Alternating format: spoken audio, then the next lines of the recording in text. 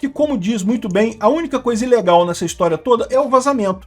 Ou seja, como é que pode um processo que é sigiloso, não sei o que lá, que está em investigação e coisa e tal, e vaza tudo dessa forma ali? O tamanho em que estamos nós, brasileiros, sendo metidos, numa inversão de Estado de Direito, né? Ao contrário.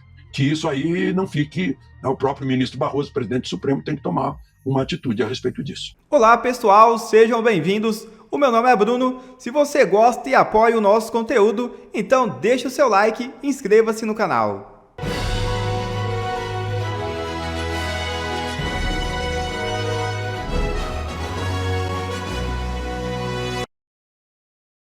Resposta de Bolsonaro sobre asilo político é desmoralizante para a PF e para Moraes. É isso mesmo. Em 12 páginas, os advogados do ex-presidente Jair Bolsonaro desmontaram todos os argumentos da Polícia Federal e do próprio ministro Alexandre de Moraes. A defesa de Jair Bolsonaro demonstrou ainda o vazio de indícios no indiciamento da Polícia Federal e negou categoricamente que Bolsonaro tenha descumprido medidas cautelares. Abre aspas. Para além da ausência de fatos novos ou mesmo contemporâneos, é certo que não há qualquer notícia de descumprimento de nenhuma das cautelares. Fecha aspas. Eles pediram ainda que o ministro Alexandre de Moraes, do STF, reconsidere a prisão domiciliar de Bolsonaro, determinada no início do mês. Ainda no documento, os advogados negam que o fato de o celular de Bolsonaro possuir um rascunho de um pedido de asilo político na Argentina possa configurar desejo de fugir do país. Abre aspas. Parece claro que um rascunho de pedido de asilo ao presidente argentino, datado de fevereiro de 2024, não pode ser considerado um indício de fuga. Seria necessário avisar a Polícia Federal, especialmente ao setor de inteligência, que o processo criminal que originou as cautelares foi proposto um ano depois, e desde então o ex-presidente compareceu a todos os seus atos, inclusive estando em sua residência, quando determinado o uso de tornozeleira por Vossa Excelência. Fecha aspas. A completa desmoralização da Polícia Federal. Esse é o Ancapsu e nós vamos falar agora sobre a Polícia Federal, que confessou que não conseguiu levantar todas as provas necessárias para o caso lá do indiciamento do Jair Bolsonaro e do Eduardo Bolsonaro na suposta tentativa de obstrução da justiça no projeto lá no tal do processo do golpe, entre aspas, do Alexandre de Moraes. A PF confirmou a falha em obtenção de provas contra Bolsonaro devido ao funcionamento do WhatsApp.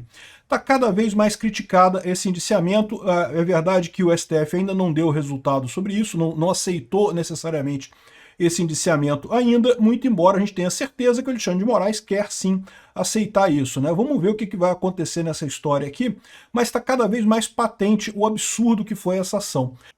Pois bem, a Polícia Federal confirmou falha em obtenção de provas contra Bolsonaro. Então aqui, ó, o relatório da Polícia Federal que pediu o indiciamento do ex-presidente Jair Bolsonaro e do Eduardo Bolsonaro por supostamente tentarem obstruir a ação penal que apura a suposta tentativa de golpe de Estado, indica que houve falhas significativas na recuperação de provas consideradas cruciais para a investigação, ou seja, eles estão indiciando o Bolsonaro e o Eduardo Bolsonaro sem as provas cruciais da investigação.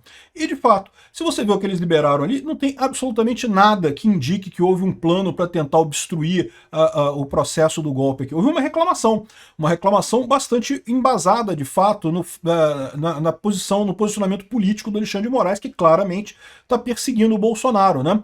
Não é crime você reclamar da atuação de um juiz para um outro presidente, para outro país, para outra pessoa, para qualquer pessoa que seja, né? O fato de que o Trump viu a coisa acontecendo é aquilo que eu falei para vocês, é porque o Trump sofreu o mesmo problema lá nos Estados Unidos, percebeu esse problema e está agindo nisso daí, né?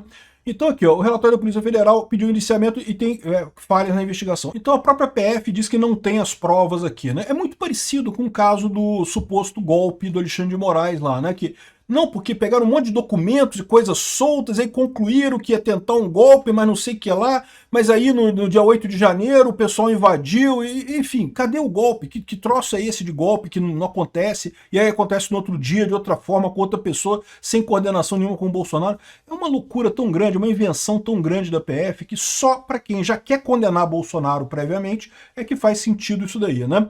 Aqui, ó, segundo o documento, ao menos 10 áudios, 4 imagens e um vídeo mencionados em diálogos entre Jair e Eduardo não puderam ser recuperados, deixando lacunas importantes na investigação. Ou seja, o que eles estão dizendo aqui é que reclamando do WhatsApp porque queriam achar mais coisas, bisbilhotar mais coisas, né? A dificuldade se deve, em parte, ao funcionamento do WhatsApp, que não armazena arquivos de mídia, mas apenas metadados como nomes, tipos e horários. Com isso, respostas de áudio de Bolsonaro a comentários de Eduardo sobre estratégias políticas e o futuro da família, além de conversas envolvendo o governador de São Paulo, Tarcísio de Freitas, ficaram inacessíveis, né?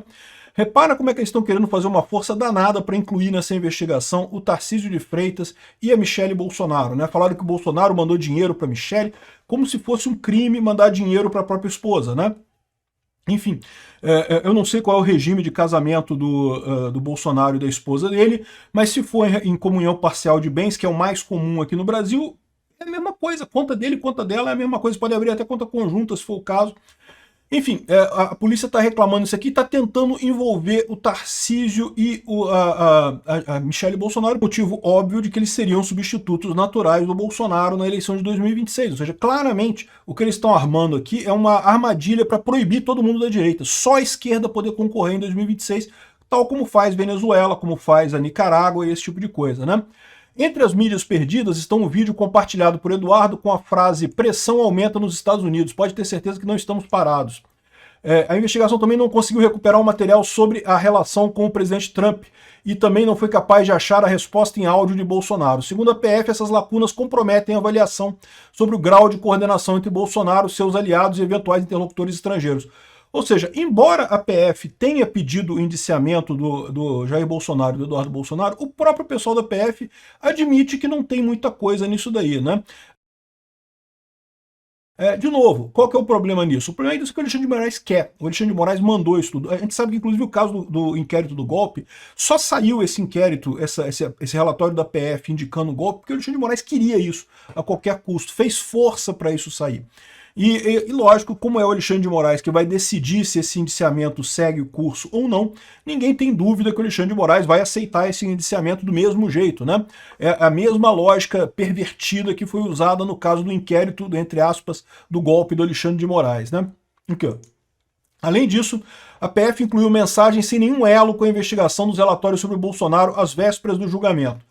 Então, diálogos revelam críticas ao governador Tarcísio, problemas de saúde do presidente, intrigas entre aliados, um monte de coisa que o único sentido de ter esse tipo de coisa aqui é para causar a cortina de fumaça que eles fizeram esses dias, né? Só tem esse objetivo, não tem nenhum outro objetivo além disso. Ou seja, é um caso realmente absurdo, que, como diz muito bem, a única coisa ilegal nessa história toda é o vazamento.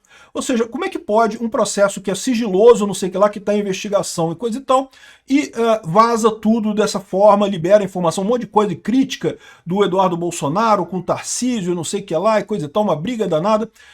Acho uma besteira isso, como eu sempre coloquei essa posição sobre a questão dessa briga do Tarcísio com o Eduardo Bolsonaro, um monte de gente tomando lado nessa coisa, lado do Tarcísio, lado do Eduardo. Eu acho uma besteira isso. É lógico que dentro de qualquer movimento você vai ter alguma crítica de um lado ou outro, mas é tranquilo, quem vai decidir vai ser o Bolsonaro, então não tem o que dizer aí, não tem problema nenhum nessa história toda aí, né?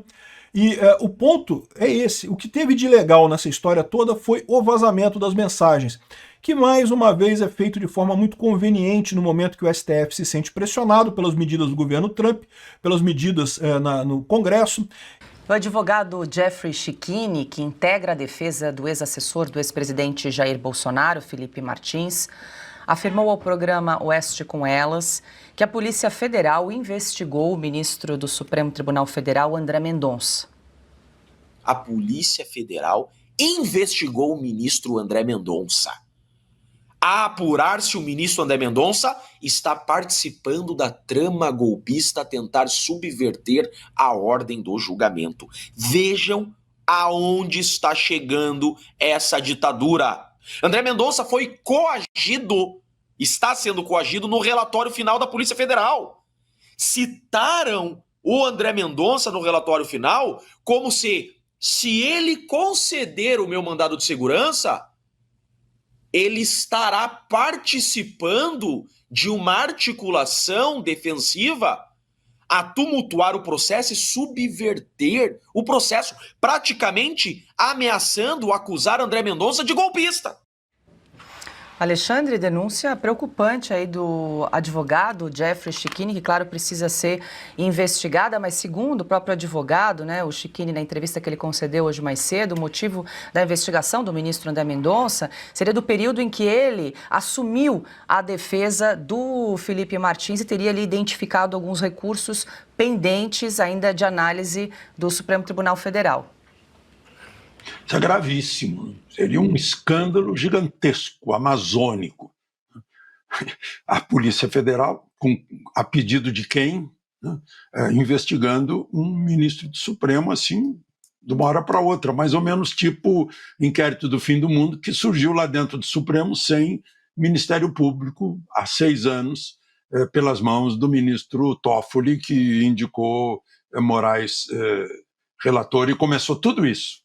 Tudo isso, não houvesse isso, nós teríamos normalidade institucional e não temos mais. Agora a gente está vendo aí que há uma polícia, né, uma Staatspolizei, uma polícia do Estado, a serviço, uma polícia a serviço como se fosse, estivesse exclusiva a serviço do Supremo, de um ministro do Supremo, de um caso.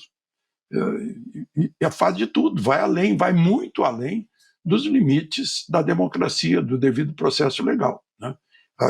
Essa denúncia feita por um advogado deve ser investigada, inclusive com estímulo da OAB, porque é muito grave, né?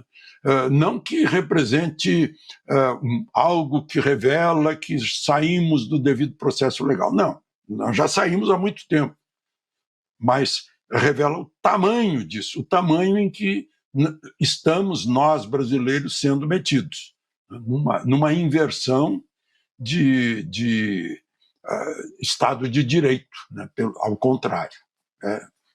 Vamos que isso aí não fique, né? O próprio ministro Barroso, presidente do Supremo, tem que tomar uma atitude a respeito disso. Para isso, nós todos, precisamos fazer um compromisso público de que o bom juiz, ele tem que ser reconhecido pelo respeito, não pelo medo. Que as suas decisões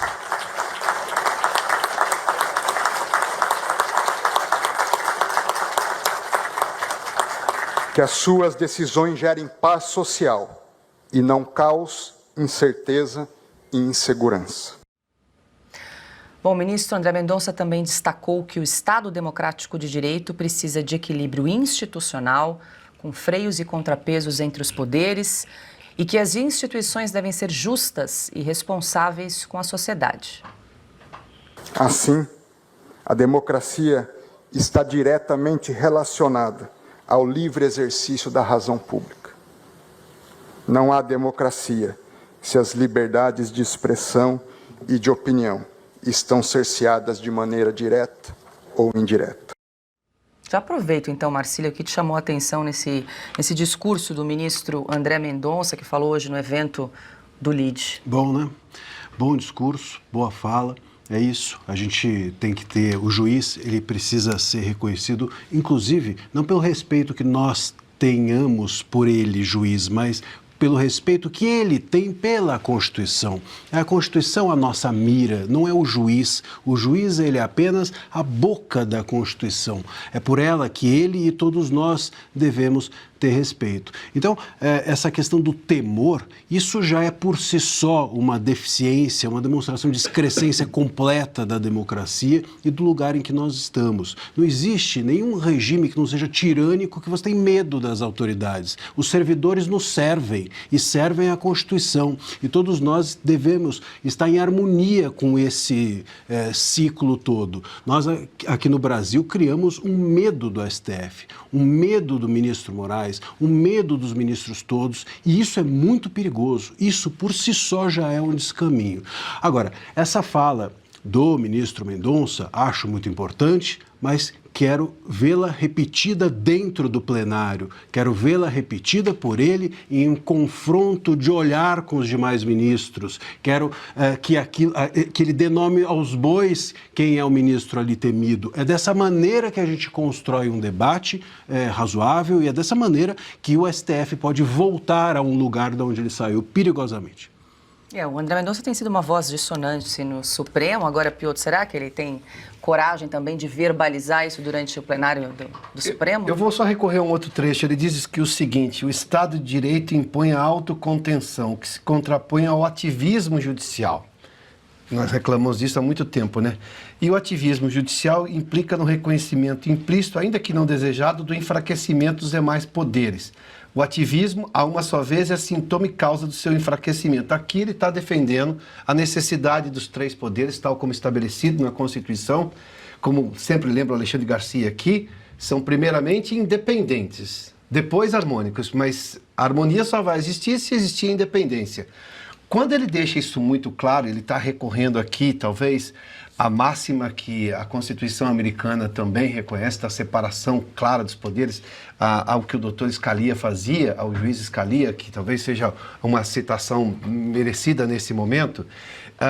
Ele tem dado recados já, Marcília, ele tem se posicionado, o voto dele, que teve também a adesão, se não me engano, foi acompanhado do Fux e mais alguém. Não, do Fux não, foi acompanhado do Fachin. Na rede do Fachin. Na questão das redes, né, do Fachin, mas teve, acho que foram 3 votos. Né? Foi o Fachin e o Nunes. E talvez o Nunes, mas enfim. Ali o voto dele foi duríssimo contra a corte.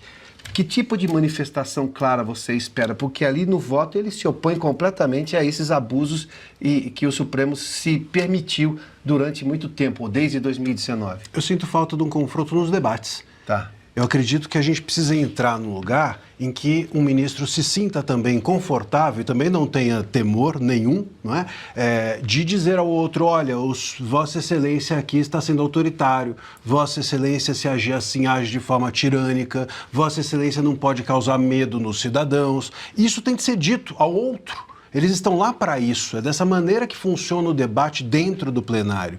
Então, existe, o que me parece, claro, uma sensação de que isso acontece, mas ali dentro do plenário existe muita reverência, existe uma liturgia interna que eu acho que não é mais bem-vinda. Eu acho que as coisas precisam ser ditas lá dentro, começar a ser ditas lá dentro, e não apenas fora, não apenas os jornais, assim como os ministros da outra ala, que dizem reservadamente também absurdos pela imprensa, que digam lá dentro. Que digam aquilo que acreditam lá dentro, embora seja uma aberração, muitas vezes, aquilo que reservadamente eles contam em colunas de jornais e usam a imprensa como uma espécie de canal de comunicação com a sociedade, que tudo seja dito lá dentro, que a gente use o STF como uma casa de debate e não apenas uma casa de se proferir votos. A gente traz uma manifestação da Embaixada dos Estados Unidos no Brasil, que criticou as declarações do ministro do Supremo, Alexandre de Moraes, ministro que ameaçou punir bancos brasileiros caso cumpram sanções americanas sem autorização do Judiciário Nacional. A íntegra da nota diz o seguinte, abre aspas: essas sanções impostas pela legislação americana são ferramentas essenciais de responsabilização e não podem ser enfraquecidas sem gerar consequências financeiras significativas. As declarações do ministro Alexandre de Moraes, incluindo as que tratam de exigências para bancos brasileiros, estão fundamentalmente equivocadas e refletem um padrão preocupante de abuso de poder judicial.